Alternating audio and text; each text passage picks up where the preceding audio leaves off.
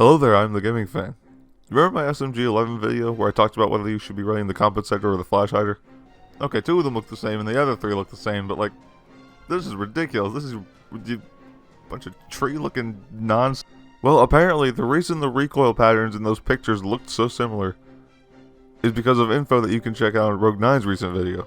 Apparently where you are on the map and how many bullets you have in a mag will result in the exact same recoil pattern every single time, which is interesting to say the least.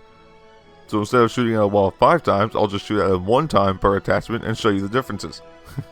Twitch's F2 is one of the only guns I still have trouble with for attachments.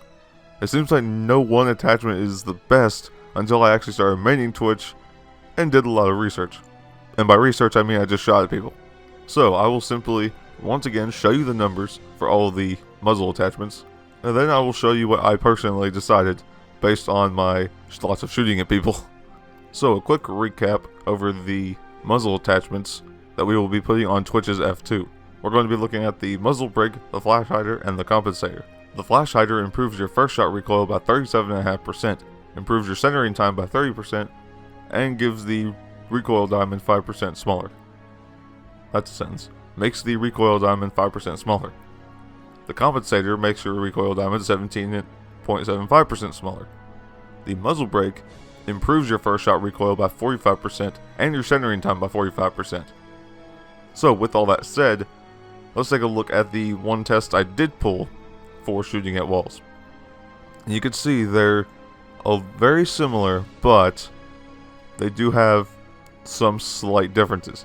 You can see the compensator tends to be a little bit tighter than that of the flash hider and the muzzle brake.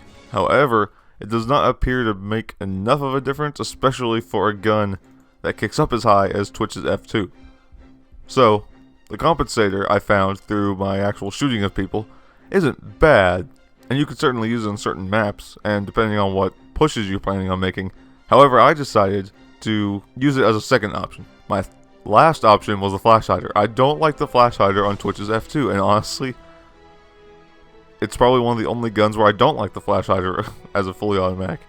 The reason I don't like the flash hider is because the gun kicks up so much that the first shot recoil or the smaller recoil diamond isn't enough on the flash hider to make as much of a difference for Twitch's F2. For example, it does not give me enough of a resistance for my first shot recoil to make it worth running, but it also doesn't keep the sway, left to right sway, tight enough to make it worth running.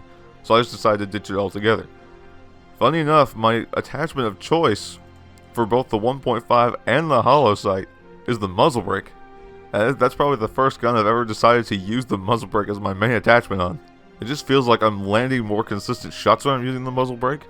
I can't really describe why I would like it better than the compensator, but since that compensator's first shot recoil kicks up so much higher, the muzzle brake is better at landing more consistent shots. However, I will make a exception for the 1.5 times where I do not like the compensator and I would rather run the flash hider, because that vertical kick is just way too high for the 1.5 for my personal tastes. I'm only 4.5 minutes into raw recording. There's no way I'm already done with this, is it?